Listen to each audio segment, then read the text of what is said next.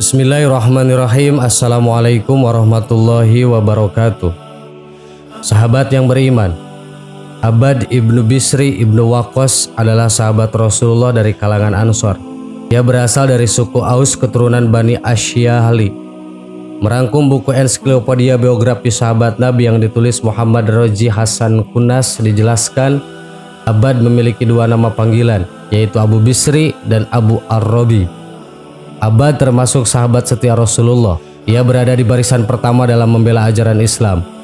Abbad turut serta dalam perang Badar, perang Uhud dan peperangan lainnya bersama Rasulullah SAW. Abbad termasuk sahabat yang dicintai Rasulullah. Aisyah radhiyallahu anha pernah berkata tentang Abbad, ada 3 orang Ansor yang keutamaan mereka sebanding. Mereka semua dari Bani Abdul Ashhal, yaitu Sa'id bin Mu'az, Usaid bin Khudair dan Abbad bin Isri. Itulah kesaksian Ummul Mukminin. Perang Abbad dalam perang Zaturika. Diriwayatkan dari sahabatnya Ibnu Yasar dari Ukail Ibnu Jabir bahwa Jabir bin Abdullah Al-Ansori berkata, kami keluar bersama Rasulullah dari tempat perlindungan kami di kebun kurma dalam perang Zaturika. Dalam perang itu seorang wanita musyrik terkena lemparan anak panah dari pasukan muslim. Usai peperangan dan setelah Rasulullah pulang ke markas, suami wanita musyrik itu datang dan melihat apa yang terjadi pada istrinya. Ia marah dan bersumpah akan membalas dendam hingga salah seorang sahabat Nabi bersimbah darah. Diam-diam ia mencari tahu di mana Nabi dan menginap malam itu. Saat Nabi hendak masuk rumah, beliau bersabda, siapakah yang mau berjaga malam ini? Ammar ibnu Yasar dan Abbad bin Isri bangkit dan berkata, kami siap berjaga wahai Rasulullah. Keduanya kemudian berjaga dekat gerbang Syi'ib. Saat itu Nabi dan para sahabat menginap di Syi'ib di sebuah lembah. Ketika berjaga, Abbad bertanya kepada Ammar, kau ingin aku berjaga di awal atau di akhir malam? Ammar menjawab, kau berjaga di awal malam dan aku di akhir malam. Kemudian Ammar berbaring dan tertidur pulas, sementara Abbad mendirikan sholat sunnah sambil berjaga. Ketika itulah suami wanita musyrik itu datang. Ketika melihat Abbad yang sedang sholat, lelaki itu tidak menyia-nyiakan kesempatan. Ia langsung melepaskan panah ke arah Abbad dan tepat mengenai tubuhnya. Meskipun tubuhnya dihantam anak panah, ia tetap mendirikan sholat dan berusaha menyelesaikannya. Lelaki itu kemudian kembali melemparkan panah dan Abbad tetap berdiri dalam sholatnya. Untuk ketiga kalinya lelaki itu meluncurkan panah dan Abbad mencabut panah yang tercantap di tubuhnya. Lalu ia ruku lantas sujud. Baru setelah selesai sholat Abbad membangkungkan Ammar dan berkata, bangunlah, ada orang yang datang. Ammar terkejut ketika melihat suami wanita musyrik itu berada di dekat mereka. Ketika melihat mereka berdua, lelaki itu tahu mereka menjadi benteng hidup bagi Muhammad dan menjadikan diri mereka sebagai penebus sumpahnya. Ammar kaget melihat sahabatnya Abbad berlumur darah. Subhanallah, kenapa kau tidak membangunkanku saat pertama kali kau terkena panah? Abbad menjawab, aku sedang membaca salah satu surah dan aku tak mau memutuskan bacaanku sampai selesai. Saat beberapa anak panah menancap di tubuhku, aku pun menyelesaikan sholat membangunkanmu. Demi Allah, jika tidak karena tugas berjaga yang diperintahkan Rasulullah, niscaya jiwaku sudah lepas dari raga sebelum aku memutuskan atau menyelesaikan bacaanku. Abbad tak pernah absen mengikuti peperangan bersama Rasulullah sampai beliau wafat. Ia pernah mendengar beliau bersabda di depan kaum Ansor, wahai Ansor, kalian bagaikan pakaian dalam dan manusia bagaikan pakaian luar, maka janganlah mengikuti orang-orang sebelum kalian. Pada saat itu, kaum Ansor ingin agar tidak ada lagi orang yang lari dari medan perang seperti yang terjadi saat perang Uhud dan Hunain. Ucapan Rasulullah itu menegaskan bahwa mereka adalah para penolong agama Allah dan Rasulnya. Janji setia yang pernah mereka ucapkan di Aqabah benar-benar mereka tunaikan. Sedikit pun tak terlintas dalam benak mereka keinginan meninggalkan Rasulullah sampai beliau wafat menghadap Allah Subhanahu wa Ta'ala. Mereka teguh memegang janji yang pernah diucapkan meskipun beliau telah tiada. Ketakwaan Abbad ibnu Bisri. Abbad membagi kehidupan menjadi 2 bagian. Waktu malam ia gunakan untuk ibadah dan membaca Al-Quran, sedangkan siang harinya ia memanfaatkan untuk berjihad melawan kaum kafir. Kebiasaan Abbad membaca kalam Allah setiap malam sangat menarik hati setiap orang yang mendengarnya. Pada suatu malam, saat ia menunaikan tahajud di Masjid Nabawi, suara bacaan yang lembut terdengar hingga kamar Ummul Mukminin Aisyah radhiyallahu anha. Saat itu Rasulullah berada di sana. Beliau bersabda kepada istrinya, "Ini suara Abbad ibnu Bishr." Aisyah menjawab, "Benar wahai Rasulullah." Rasulullah berdoa, "Ya Allah, ampunilah dia." Menurut Ibnu Al-Asir, "Ya Allah, kasihanilah Abbad." Abbad ibnu Bisri pemilik tongkat bercahaya. Dalam kitab Musnad Imam Ahmad ada sebuah hadis yang diriwayatkan dari Bahas ibnu Asad dari Hamad ibnu Salamah dari Sabit dari Anas bahwa Usaid ibnu Khudair dan Abbad ibnu Bisri menemani Rasulullah pada suatu malam. Kemudian mereka keluar meninggalkan beliau. Tiba-tiba tongkat salah seorang dari mereka memancarkan cahaya terang sehingga mereka dapat berjalan diterangi cahaya itu. Saat keduanya berpisah, tongkat mereka masing-masing mengeluarkan cahaya.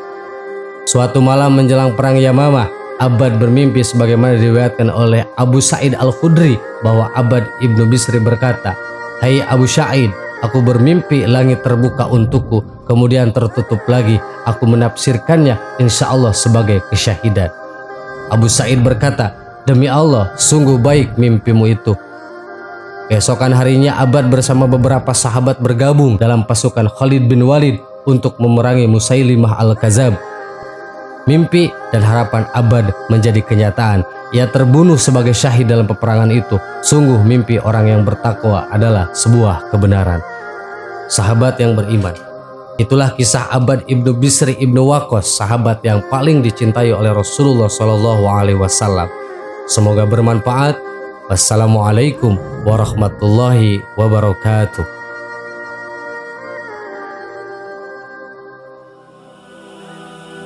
Bismillahirrahmanirrahim. Assalamualaikum warahmatullahi wabarakatuh. Sahabat yang beriman, bulan Ramadan merupakan bulan yang penuh keistimewaan. Pada bulan Ramadan terdapat beberapa amalan tambahan yang dapat dikerjakan. Salah satunya adalah sholat tarawih. Sholat tarawih merupakan salah satu ibadah sunnah yang paling banyak dilakukan saat bulan Ramadan. Meskipun sunnah, ternyata sholat tarawih memiliki ganjaran yang besar dan banyak keutamaan bagi yang menjalankannya. Sholat tarawih juga dapat dilakukan untuk meraih keberkahan Allah Subhanahu wa Ta'ala. Dari Aisyah Ummul Mukminin radhiyallahu an, sesungguhnya Rasulullah pada suatu malam hari sholat di masjid, lalu banyak orang sholat mengikuti beliau. Beliau sholat dan pengikut bertambah ramai. Pada hari ketiga dan keempat orang-orang banyak berkumpul menunggu beliau. Tetapi Nabi tidak keluar. Nabi tidak ke masjid lagi. Ketika pagi-pagi Nabi berkata, "Sesungguhnya aku lihat apa yang kalian perbuat tadi malam. Tapi aku tidak datang ke masjid karena aku takut sekali kalau sholat ini diwajibkan pada kalian." Siti Aisyah berkata, hal itu terjadi pada bulan Ramadan. Hadis riwayat Bukhari dan Muslim. Sholat tarawih biasanya dilaksanakan selepas sholat isya. Tetapi sebenarnya sholat tarawih ini dapat dilakukan kapan saja sebelum memasuki waktu sahur. Jumlah rakaat sholat tarawih juga dapat disesuaikan. Tidak harus 23 rakaat atau 11 rakaat. Hal yang terpenting adalah melakukan sholat dengan khusyuk, sehingga pahala yang didapatkan bisa berlipat ganda. Keutamaan sholat tarawih. Meski ibadah sunnah, sholat tarawih memiliki banyak keutamaan yang dapat mendatangkan keberkahan. Berikut beberapa keutamaan dari sholat tarawih. 1. Diampuni dosa yang terdahulu.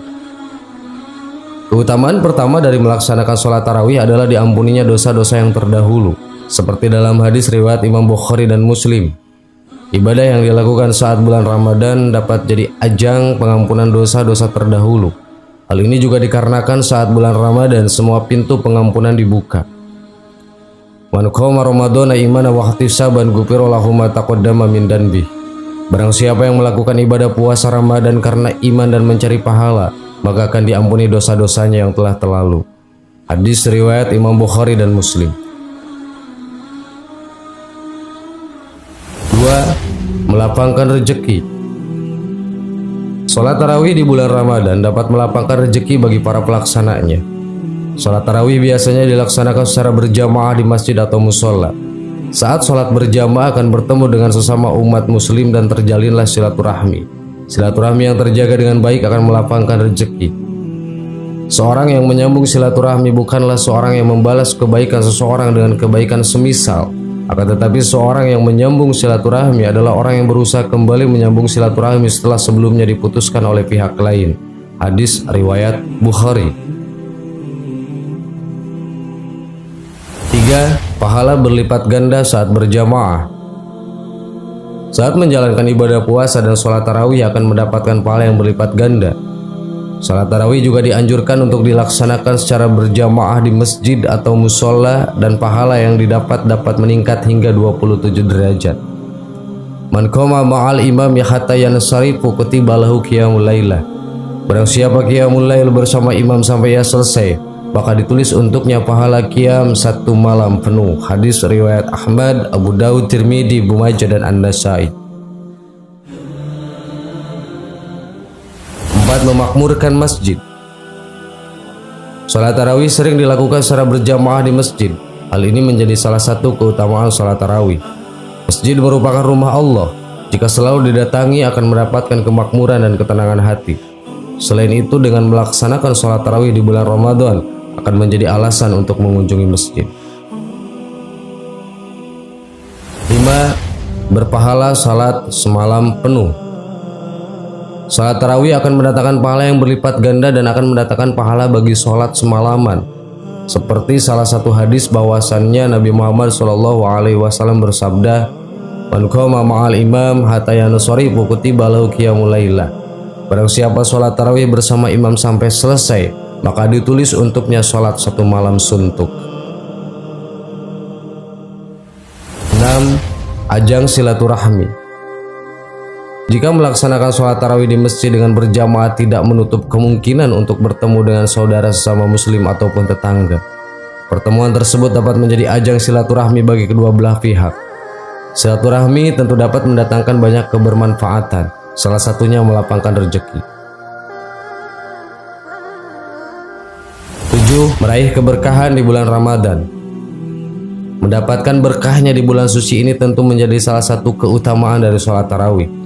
Sholat tarawih berjamaah akan menambah suasana bahagia di bulan Ramadan. Keberkahan sholat tarawih ini juga dapat membuat tubuh sehat dan meningkatkan stamina untuk menjalankan ibadah puasa di bulan Ramadan. 8. Menutupi kekurangan ibadah. Sholat tarawih memiliki keutamaan lainnya yang dapat menyempurnakan ibadah yang sudah dilakukan. Sholat tarawih akan menolong seseorang kelak dari kecacatan ibadah wajibnya yang tidak sengaja telah dilalaikan. Seperti telah diriwayatkan dalam hadis At-Tirmidzi dari Abu Hurairah radhiyallahu anhu, Rasulullah shallallahu alaihi wasallam bersabda, "Sesungguhnya amal seorang hamba yang pertama kali dihisab adalah sholatnya. Jika sholatnya bagus maka dia beruntung dan selamat. Namun jika sholatnya buruk maka dia sengsara dan merugi. Jika ada kekurangan dari sholat fardunya, mempunyai pahala sholat sunnah untuk melengkapi kekurangan sholat fardu. Kemudian seluruh amalnya seperti itu." 9. Sarana menambah ilmu. Di sela-sela ibadah tarawih di masjid biasanya diselingi dengan ceramah atau tausiah dari ustaz. Ceramah singkat selama beberapa menit dapat menambah pengetahuan kita dalam beberapa hal tertentu.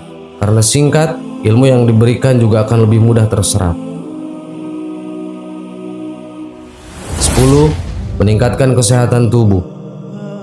Sholat akan meningkatkan kesehatan tubuh yang dimiliki oleh seseorang. Hal ini dikarenakan sholat memiliki serangkaian gerakan yang dilakukan sama halnya dengan melakukan olahraga. Jika dilakukan secara rutin, dapat meningkatkan kekuatan dan kesehatan tubuh. 11. Meningkatkan kesehatan mental. Keutamaan sholat tarawih yang lainnya adalah dapat meningkatkan kesehatan mental. Dengan melakukan ibadah ini, pikiran akan berfokus kepada keberkahan. Pikiran akan menjadi lebih tenang dan kekhawatiran akan hilang dengan sendirinya. Sahabat yang beriman, itulah 11 keutamaan dari sholat tarawih. Melaksanakan sholat tarawih dapat mendatangkan berbagai keberkahan dan manfaat bagi jiwa dan raga. Semoga bermanfaat. Amin. Wallahu a'lam. Wassalamualaikum warahmatullahi wabarakatuh. Bismillahirrahmanirrahim. Assalamualaikum warahmatullahi wabarakatuh. Sahabat yang beriman, ketika seorang muslim menunaikan ibadah haji ataupun umroh, sebagian ada yang mengalami kejadian aneh. Kejadian ini bukan menjadi rahasia umum, karena dialami oleh hampir semua orang yang telah beribadah di kota kelahiran dan perjuangan Nabi Muhammad SAW tersebut. Alhasil, banyak yang beranggapan bahwa apa yang dialami oleh seseorang ketika menunaikan ibadah di tanah suci merupakan balasan atas amal yang diperbuatnya di tanah air. Jika kita senantiasa berbuat baik dan berangkat dengan harta yang halal, maka biasanya apa yang kita alami di tanah suci tentu akan menjumpai hal-hal yang baik-baik saja. Namun kisah lainnya, seperti dituturkan seorang pembimbing travel umroh di Jakarta, salah satu jamaahnya mengalami kejadian yang bisa dibilang langka, baik di Makkah Al-Mukarramah maupun di Madinah Al-Munawwarah, ataupun di tempat pelaksanaan ritual umroh lainnya. Aurat sang muslimah senantiasa terbuka begitu saja. Bahkan ia mengalami bingung, sebab tak ada angin yang menyingkap pakaiannya, ataupun penyebab lainnya. Karenanya, di sepanjang menjalankan ibadah sunnah itu, muslimah hanya bisa meminta ampun kepada Allah Ta'ala atas kesalahan yang mungkin tak disadarinya. Terus seperti itu hingga ia kembali ke negeri tercinta. Dan beberapa waktu setelah itu, teka-teki misteri kejadian aneh yang dialaminya di tanah suci terbongkar sudah. Sebab berdasarkan penuturan pembimbing umroh itu, keluarga yang membiayai saya umroh ditangkap polisi. Rupanya, uang yang digunakan untuk membiayai umroh sang muslimah berasal dari sumber yang tidak halal, yakni dengan cara menipu. Sahabat yang beriman, itulah kisah yang bisa menjadi sebuah pelajaran buat kita. Apapun yang kita lakukan di dunia ini, suatu saat nanti akan ada balasannya, baik ataupun buruk. Wallahu a'lam.